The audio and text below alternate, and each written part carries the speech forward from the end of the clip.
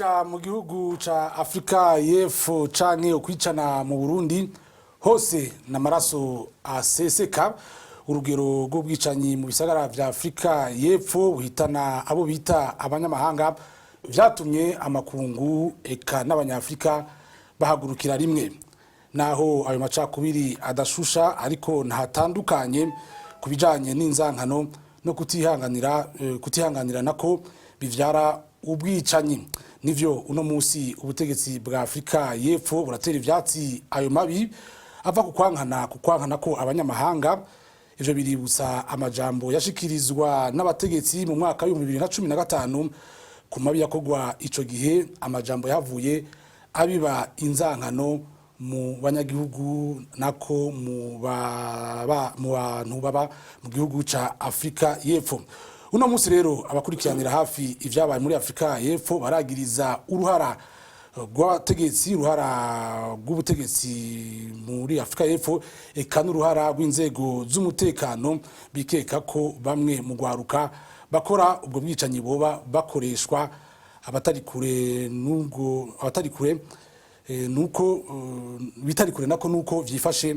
mu Burundi. None hoba hari itandukaniro hagati y'inzangano zifatiye ku bwene gihugu, ivyo bita xenophobie mu gifaransa, canke inzangano zifatiye ku zindi mvo za politike, ubwoko, intara canke n'ibindi.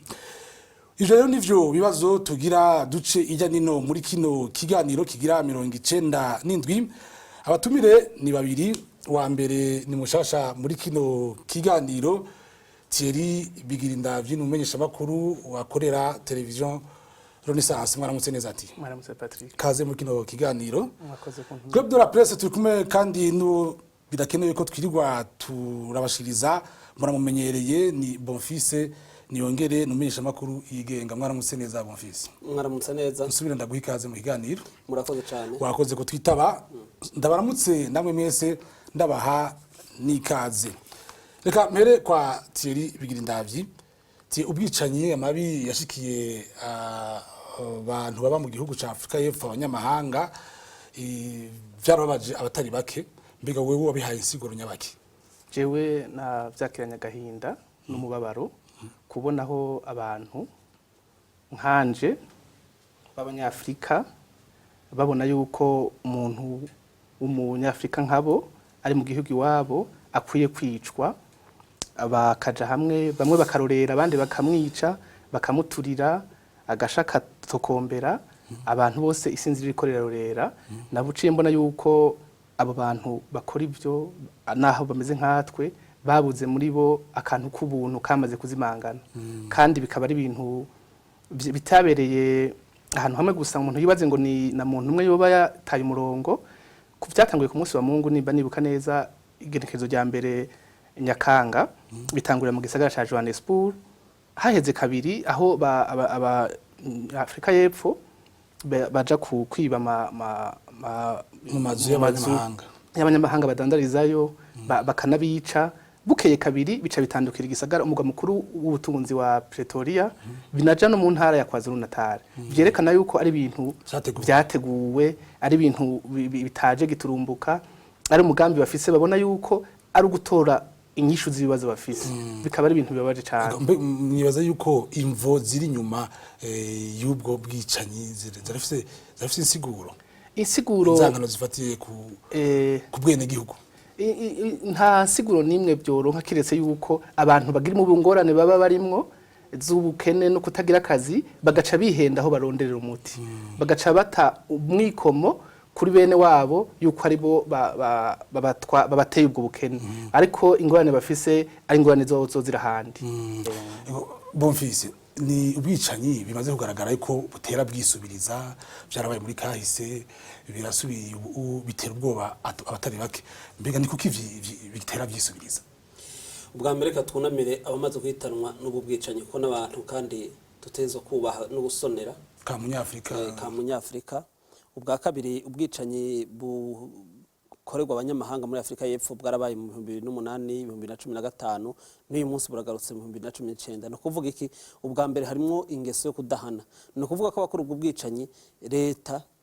inzego zijejwe guhana uyu munsi zitariko zirakora ico zijejwe. No kuvuga hariho gipolisi, hariho inzego z'ubutungane, hariho n'inzego zijejwe intwaro mu gihugu ca Afrika y'Epfo ziba muri ico gisata zigoyagoya. No kuvuga ko abariko bakora ivyo bintu barakingiwe ikibaba n'inzego z'igihugu kuko bari amajambo yo kubiba izo nzankano. Amajambo yo kubizo nzankano yarigeze kubavugwa nabe mu bategetsi b'igihugu ca Afrika y'Epfo hari mu mwaka wa 2015 bavuga ko abanyamahanga baza gutwara ubuzi abanyagihugu muri Afrika y'Epfo. Ariko ivyo sivyo kuko umuntu ariko atanga akazi akazi ubishoboye nta akazi aravye ngo uyu nuwa hehe canke nuwa hehe araba ubishoboye bwa kabiri kandi adahava atuma ubutunzi afise bugoyagoya mu vyo ariko arakora mu bisanzwe. Hanyuma rero kuvuga ngo umuntu kandi bitaye ko ico sigurwa cose nta na kimwe gisigura ubwicanyi bwabo nito bw'agahomera bunwa buriko burakorerwa abanyamahanga muri Afrika y'Epfo. Kera twarabikurikiye haraba ubwicanyi ariko vyava ku mvo zijanye n'amajambo yabibwa ico gihe afatiye ku majambo kuri apartheid imwe bita intwaro za kajyanisha miryango. Ico gihe hari hagati y'abazungu n'abirabure kuno munsi vyahinduye ishusho aho bisa nuko bapfa ubukene nkuko mwamuhejeje kubivuga. Mbega uno munsi ubukene burasiguritse kugira abantu bagira bati habe ubwicanyi bufatiye ku bukene ku nzara. Nta kintu na kimwe gishobora gusigura ubwicanyi. Umuntu ahagurutsa akica uwundi ngo kubera ko ataronse kicanye kiriya aba amaze guta umurongo w'ubuntu. Ubuntu nabwo abanyafrika y'Epfo bakoresha ururimi rwa bita langue bantu, ubuntu barabuzi, c'est la dignité, ico bitagateka ku muntu. La philosophie de la dignité africaine. Baravuga ko mu nda harari inzara hakazinduka inzigo. Ubuntu rero inzara boba bafise bashobora gutuma bagira inzigo koko bakageraho bica inzara bogira yotuma ahubwo bagira inzigo yo gukora bagakora cyane kugira ngo bakire ubukene cyangwa bashobore guhangana n'ubwo bukene kuko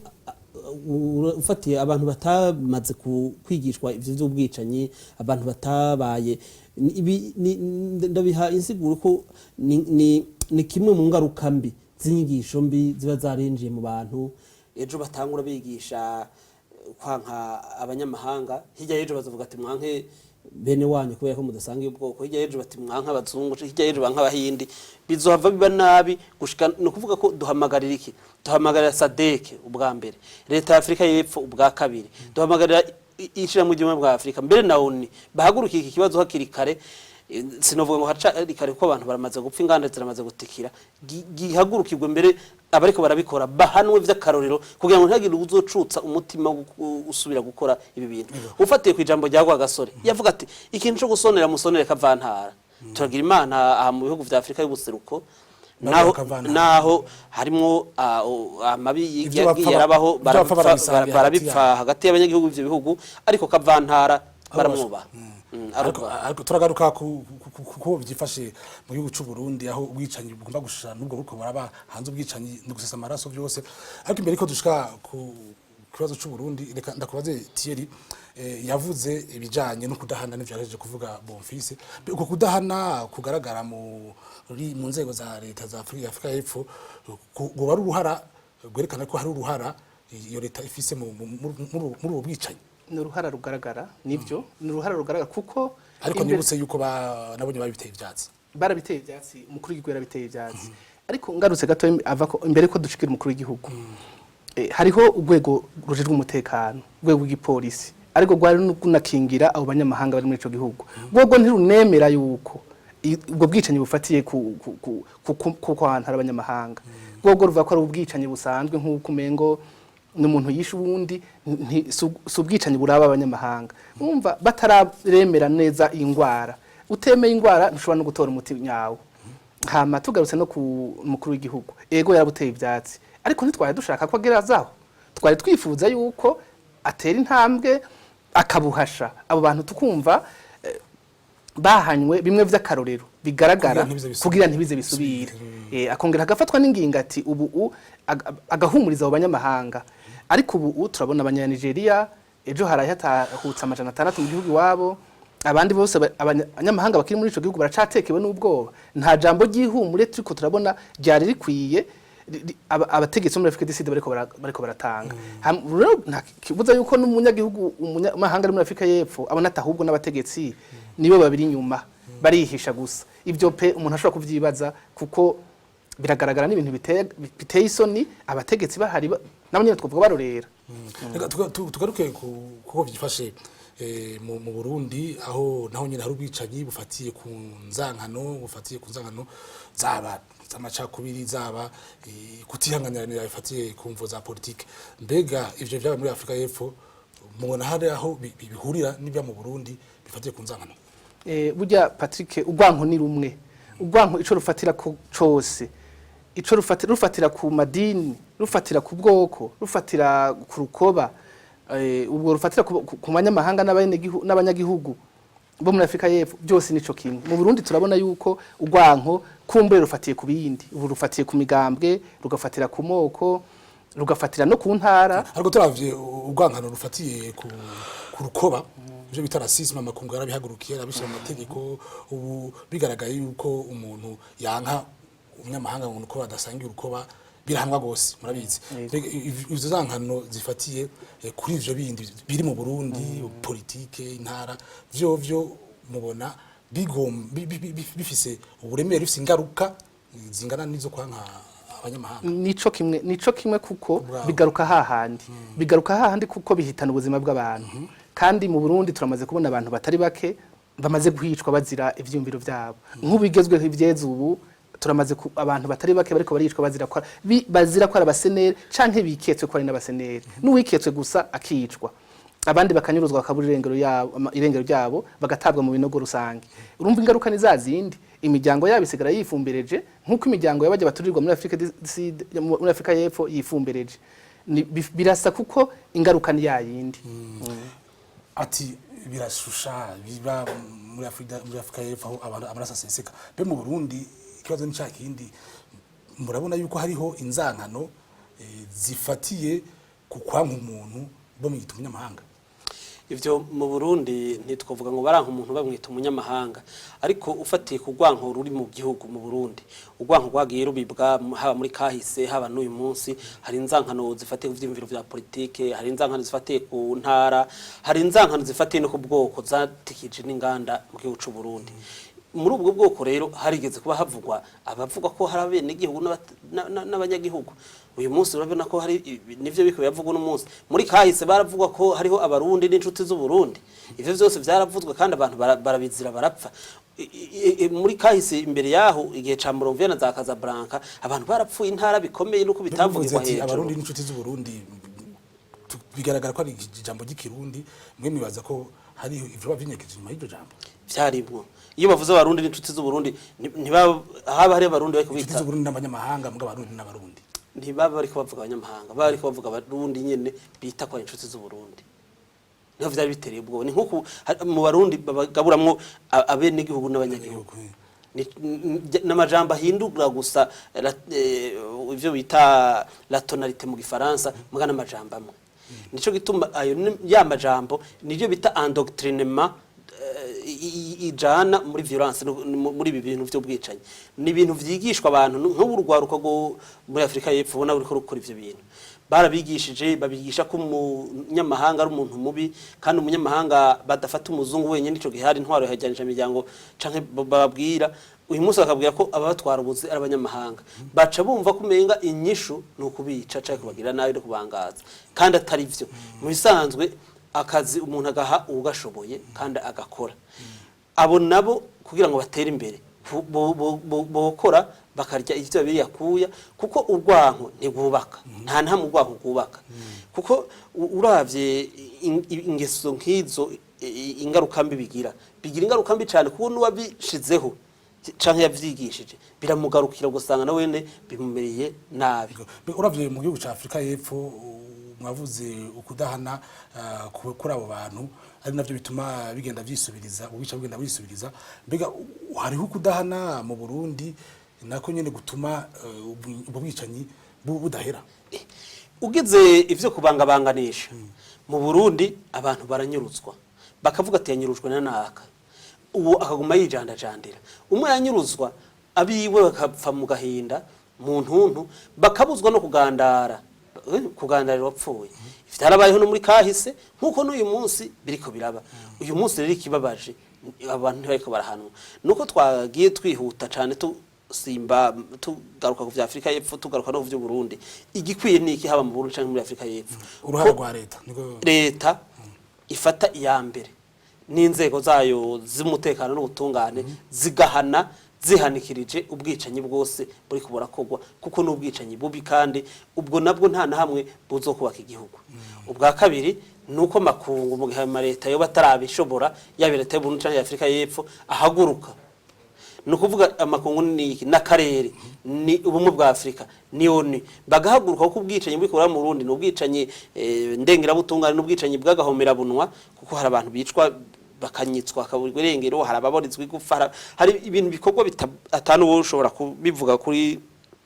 ano sanamu canke zindangura amajwi ngo tuvuge ngo ibintu ni ibintu ubwicaye bwa n'ubwicaye bugoye no gusigura muri Afrika y'Epfo bujya bwicaye bwe kurakogwa uretse ko ari ico wise ngo no kwanka abanyamahanga byitwa xenophobie ni n'ubwicanye burengeye kiremwa muntu ivyo bita crime contre l'humanité nabonye umuntu mu gihugu ca Mali bari kwamutobora amaso ku muranga izuba riva abantu bari ko bararorera nta numwe yatabaye ico gipolisi wumva niyo leta ivuga ngo yateye ivyatsi ndibuka kera bavuga CNDD-FDD kiri mu ngwane gitera amabomba abantu bari mu masite y'abatejwe zabo 93 leta uzumva ngo irateye ivyatsi ubwo bwicanyi baca bavuga ngo abanyarwanda ngo baritwengera bashaba ngo iyo nkoho yanyu yitwa tera ivyatsi niyihe ngo aho kuja kugwanya babikoze mushabo ngo biteye ivyatsi ngo n'ivyo gutera ivyatsi ngo gutera ubusitani samura ko Thierry imbere ko tuja mu gice kigira kabiri uruhara rwa leta kugira ivyo byose bishobore guhera bijanye n'inzankano ziri mu bantu mbega leta yoba iri mu babiba izo zankano yoba yotera inzingo mu bantu ikongera ikaza gukura iyo nzingo mu bantu mubona ari ibintu byoroshe oya ntibishoboka dufatiyeho nk'iwacu ntibishoboka kuko imvugo yo gutandukanya abantu ni iva hejuru numva umaze kubona abategetsi bo hejuru barongoye igihugu hari abo bita ba mujeri hari abo bakabivugira ku mugaragaro hakaba nko mu myerekano iherutse kuba umunsi witiriwe imbonera kure bakavuga ngo hari ubugabo bw'ubupinga izo mvugo leta akaba ariyo izishigikira ntibishoboka kuheza ngo izikure kuko leta ibifisemo inyungu ishaka guteranya abantu bimwe bita abazungu bahora bavuga ngo byo guteranya abantu kugira diviser pour régner bose bashobore kubafatira mu gipfunsi neza babanje kubateranya rero igihe leta mwene iza ariyo iri kirateranya niyo heza ngo roge hanyuma ngo irogore ntibishoboka none byogenda gute umuti nuko abanyagihugu bwa mbere babona yuko nkuko muri kahise byagiye biraba atanyungu vyigeze zanwa nuko umuntu yanka mugenzi we yanka umubanyi wiwe ata muntu umwe yabikoze yigeze aronkamwe inyungu ica kabiri nuko abanyagihugu bobona abategetsi mwe nabo bakabona ati n'abategetsi baza kudukwegera n'abategetsi babi bakwiye kuhava Thierry Bigindavyi uti waroze siwe aheza ngo arogore turi mu kiganiro Club de la Presse kigira 97 tuko tuganira n'abatumire bacu kubijanye n'inzankano ziri mu bantu b'abanyafrika eka mu Burundi bituma haba ubwicanyi butuma amaraso aseseka haba mu bonse rimwe canke mu banyafrika ubwabo Thierry Bigindavyi rero turi kumwe akaba rumesha makuru wa television Renaissance hamwe na Bonfils Niyongere munyimesha makuru yigenga tuje mu gice kigira kabiri ca kino kiganiro Bonfils Niyongere amakungu yarahagurutse aratera ivyatsi vyabaye muri Afrika y'Epfo ariko ubu turabona hari agacerere kubijanye nuko byifashe mu Burundi reka tugaruke mu Burundi hari agacerere ubwicanyi buba bwaba bufatiye kuri izo nzankano zibaje kumvo za politike abasenere baricwa ikanaba n'imbonera kure zicwa ariko hose usanga ari zanzankano ziri mu bantu mbega ako gacerere kavugwa mu bwicanyi bufatiye ko haba inyigisho zaba za politike zaba zo kwankana ako gacerere mwebwe mubona gasobanutse gasiguye iki agacerere k'amakungu Jesse ndagavuga ko amakungu yose yagize agacerere kuko uravye nka leta ya Amerika iherutse gufata ibihano ivuga ko leta y'u Burundi umugambi USAID yahora icishamwe imfashanyo uhagaze kubera ko leta y'u Burundi ikiboneka mu bantu bakora ivyo bita gucuruza abantu no trafic ima uravye banki y'isi iherutse guhagarika imigambi ya 6 yafasha leta y'u Burundi no kuvuga ko muri ivyo vyose baba bariko barahagarika ni kugira ngo badwegereze buke babandi yamakungu yandi nayo mbandanje ngaho nyene kuri iryo semo urabona ko kora amatohoza abahinga bawe nakora amatohoza ko uvuga ngo bashaka kudwegereza kugara amabomba ko badaheza bace bafata ijambo kujya byabaye muri Afrika y'Epfo bagira bati nyabuna twugaya amabomba kubera ubwo bwicanyi ubwo kutuba kirima muntu babishira ku mugaragaro bagapfukapfuka abakora amatohoza ya ONU nabo baherutse kwerekana ko hariho ibintu biriko biraba mu gihugu bitebwoba bakavuga ati naka gahengwe mubona samahoro namahorerane ari hejuru y'iterabwoba hejuru y'ubwicanyi hejuru y'andi mabi ari karakorwa no kuvuga iki ivyo babishizeho banashirako no kugabisha bati yamara muri aya matora yimirije hashobora kuba n'ubwicanyi bw'ikivunga bariko baragabisha ivyo bita alerte precoce babwira abagejeje gufata ingingo bazifata no kuvuga iki aya makungu kubona ari mu gacerere kadasanzwe reka tuvyite agacerere icambere aya makungu aja mu gacerere kubera iki inkuru nziza si wa muntu muzovugana ngo azozana ibintu bihinduke bwa bwicanye kuko yakuba ati waroze se warogora ngo abuhagarike canka buhane oya hanyuma ica kabiri inkuru nziza n'abantu biwe uyu munsi ivyo vy'ubwicanye n'ibintu biyihaya ubu vy'ubo gito n'ibintu bamaze kuvyinira mu ibarabara ngo duterinda bakeba bavyara imbonera kure bahagenda ahantu mu myiyerekano bakavuga ati amatongo y'abanyagihugu hariya mu mugamba ntibavuze abene gihugu tugiye kuyabaka tuyahe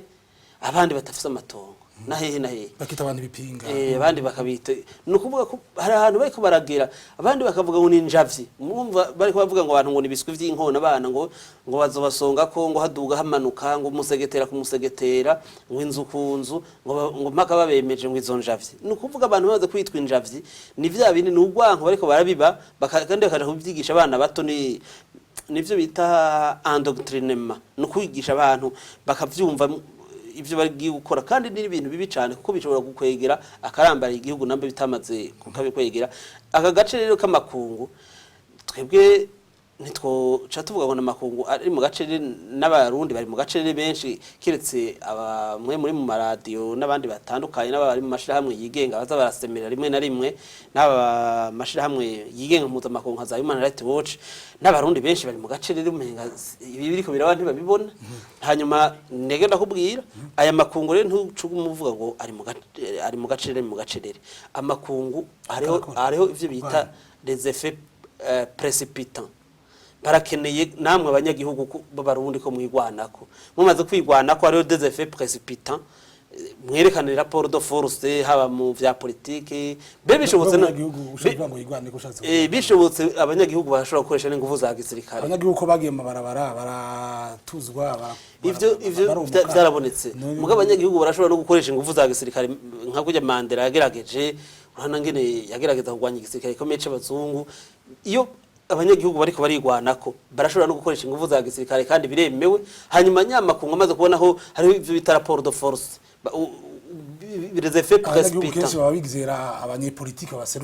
barabaserukira nivyo ariko bo nyene ubwabo barakwiye kubona ko bashoboye ikindi abanyagihugu barashoboye nyene umaze kubona bafite indongozi zabo umaze kubona abanyagihugu hejuru y'ubwoba umaze kubona abanyagihugu hejuru y'ubwoba bafise mu gihugu basidukana niyo nka kurya bagiye gusanganira indongozi ya SNL Rwasa bakaza bazi ko ubuza kuvayo bamwica abanyagihugu bogira bati bavyikorere ntibavuga usanga bigarutse kuri bimwe twako turavuga muri Afrika y'Epfo abanyagihugu bagiye bakiheza amararo akica abantu oya suko abanyagihugu barafise aho bageza wavuga muri kuvuga ikintu n'igihushana cacu oya sinovuga igihushana cacu kuko sindabatumye kwicana ndabatumye kugerageza kujya bavuga ati igikubitwa nticishuri n'ingoma nkuko nabo muri Afrika y'Epfo babonye batewe bateza kuza barigwana ko kw'inzego z'igipolisi zitakibakingira bogerageza bakigwana ko abanyamahanga bakagira urunani rw'intamenwa bakirarira bakivuna iyo misore gushikaho ico gipolisi kizobona ko ibintu bikeneye ko batabara n'abanyagihugu rero bariko baranyuruzwa ntibavyanke wo hamagaye ku telefone akwepe yibeko Thierry Bigindavyi ati leta biragere igihe ikihaya amabi ikora mu Burundi bitandukanye nk'ibi byabaye muri Afrika y'Epfo aho twumvise ubutegetsi buhaguruka bukavyamiriza mbe mu Burundi hagezaho ubutegetsi bwihaya amabi ubundi muntu mubona abantu bakwitura bari inkande Uburundi yavuze ati makungu ntibokwirirwa baragira ico babajije oya Uburundi biragaragara ko barihaya amabi akogwa kuva ingorane zigitangura mu 2015 abarundi baragerageje kwitura makungu byarabaye barituye akarere n'amakungu aravuga ati umuhuza aragira inzego z'umuhuza w'abarundi n'umufasha wiwe nyakubahwa mukuru w'igihugu Museveni nafashwa n'uwahorongoye igihugu ca Tanzania Mukapa turabona yuko Mukapa wenyene yaravuze ati jewe ndabona ko amakungu ibihugu byo mu karere bitariko biramfasha abarundi ntako batari bagize akarere kasa nakabatereranye mugabo amakungu ntitwo nubu naho atadufasha uko twifuza araca raba turabona mazerutse kubona umugwi wa ONU uje gateka kazi na muntu warasohoye icegeranyo urerekana ibiriko birabo ubwicanye buriko buraba ntawo kwihebura ngo baraduhebye gose isi yose rikira amabi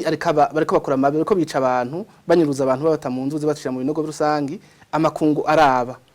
ubu ntibizo nko kwa kera bizimangana ubu hariho baratanga baraza bakabivuga wahohotewe akerekana ngena vyagenze akavuga nababimukoreye hariho intonde z'ababikoze haratanguye mu mwaka wa 2017 haratanguye amatohoza ya sentare mpuzamakungu mpanavyaha ivyo byose nibiriko biraba bituma hari umuntu yogira icizere yuko abo bariko barabikora urejo canke hirya yejo naho vyoteba bazoteba bakavyisha ariko teri ivyo biguma mu mwizero w'abarundi ariko mwizero ubandanya uriho mu mitima y'abarundi ariko bwicanyi bukabandanya abarundi ubwabo hajya no gufasha nta gufasha utifashije nabo nyene zohera mu mwizero kutubona oya nabo nyene abarundi ntawuherekeza uwicaye ntawuherekeza uwicaye nkuko bivuze mugenzi ari Bonfils bariko baratsinda ubwoba buke turamaze nkuko yarabivuze turamaze kubona ukuntu berekanye yuko bansi imigambi babereka umwansi ko bakerekana umwansi ko ari umusenere mugabo abanyagihugu mu mitumba tabona ko batavyemera bakabona ko umwansi abo bita ibipinga turabona ko mu mitumba abanyagihugu bariko baranka ivyo byo kubahamagarira kwanka abandi kandi ntibakwiye kugarukira ngaho barakwiye kubandanya bakarinda umuntu ngo atinyigwe ntatinye yamwinjiranye akabona yuko hariho abategetsi akagwi k'abantu bari kurushi bariko bagomba gushira igihugu mu manga kandi bashize igihugu mu manga abo banyagihugu nyene nibo bihitana twese abantu bose birabahitana ariko nta numwe bisiga inyuma abantu barakwiye kwiyumvira ngena bukwankira ku kagwi bahagatesha dusozere ikiganiro kumbure kuri iki kibazo ku munsi w'ejo urongoye umugwi w'amatohoza ku mpuzamakungu ku Burundi Dudu Diene yagize ati Uburundi yababajwe yavuze ababaye avuga ati Uburundi bwarashoboye gusutamika umuryango w'ibihugu vya Afrika aho uwo muryango atashobora gukora kuko ushoboye gukiza abarundi naho babandanya bicwa mbega uwo muryango w'ibihugu vya Afrika uwo mutegetsi agira ati warasutamitswe warabaye neutralize nkuko yabivuze n'u Burundi ivyo ntimumva ko bica intege abarundi bwabo cyane bisuzuguza abahagarariye uwo muryango kuko bajya bavuga ngo inzu y'umubanyi iri kirasha ukarorera nawe we uba werekanye ko atakinini umaze nibo bisuzuguje kuko isi yose yarabashize ikibazo mu ntoki birabananira ari abantu babagabo barongoye ibihugu byabo birabananira gutora umuti kubera umuntu umwe birabananira nibo nyene bigayice cyane naye abarundi boho barababonye hama ntikibuza ko abarundi bazobandanya bigwanako babonye yuko abo bari bizeye babatereranye Bonfils sozera ati Afrika akarere karasutamitswe n'u Burundi kuko batashoboye gukiza ico bari bashoboye gukiza ari naco gituma bivyegeranyo bagiye gusohora icanyuma byari ku 17 hari ikizoguma kivuga vya bindi ariko umuti ntweze nguboneke kubona agira ati harabazwa nuko akarere k'ibihugu vya Afrika y'ubuseruko harabazwa nuko ibihugu vya Afrika umuryango w'ibihugu vya Afrika wasutamitswe n'u Burundi kugira ntibashobore gutora uwo muti mbega wewe ubona uwundi muti wobuwaye umuti no wa wundi ndakubwira yavuze ati utinyingwe ntutinya kwinjiranye uruhara rw'amakungu amakungu tuyamenyesha ko ibiriko biraba mu gihugu cy'u Burundi bakwiye kubifata nkama kandi bakamenya ko bafise uruhara rwo gutabara. Vyarabaye mu binyecumi bibiri biheze mu gihugu kibanyi cy'u Rwanda, amabi arakogwa amakungu arorera. Uyu munsi ejo ntibizobe nubwo bimaze kuba amakungu amarorera biriko mu Burundi. Uti harabaye ntihakabe. Harabaye ntihakabe, hafatwe ingingo ruhasha zo gutabara abanyagihugu umwanya wose ibintu bishobora kuyangara. Uno munsi barica kamwe kamwe tubiri dutatu ukamenya nibisanzwe. Ejo aho bitandukirira abantu ikivunga bategure ibishoboka byo gutabara abanyagihugu. Ayo makungu ni yatabikora abanyagihugu bamenye ko bateza kwirarira no kwigwanako. Nubu ndasubiyemo ntibarindire kuko akimuhana kaza imvura ihise. Batamakungu rero aje guhamba ntaza aje kuzitira. Biragoye ko twovuga ngo aza guhamba, ariko urabona ahantu hose habaye ingorane, haba muri Liberia, Sierra Leone, Somalia n'ahandi, amakungu aza mwebwe nyine akaba kamaze kuba. Birakunda yuko haba kuzitira. Biragoye cyane no muri Central Africa bagerageje ibintu bisa nk'ivyayangaye. Yego ntibyageze aho mu bindi bihugu byageze, ariko byari bisa nk'ivyayangaye. Hano niho ciye nsozera kino kiganiro. Urakoze Bonfils Niyongere kumwihwezo wejeje kuduhari nawo uciye usozera Club de la Presse igira 97 wakoze Bonfils. Mwakoze namwe mutabara. Wakoze nawe Thierry kuba witavye ubutumire. Mwakoze cyane kuntumira. Bwa mbere no hanyuma urasubira twitabe. Yego nta kibazo. Mwakoze namwe Marco muradukurikira ikiganiro yari Club de la Presse. Hano niho nciye ndagisozera. Irindi sango ry'ikiganiro azori ku munsi wa gatanu hano mango naho gutaha.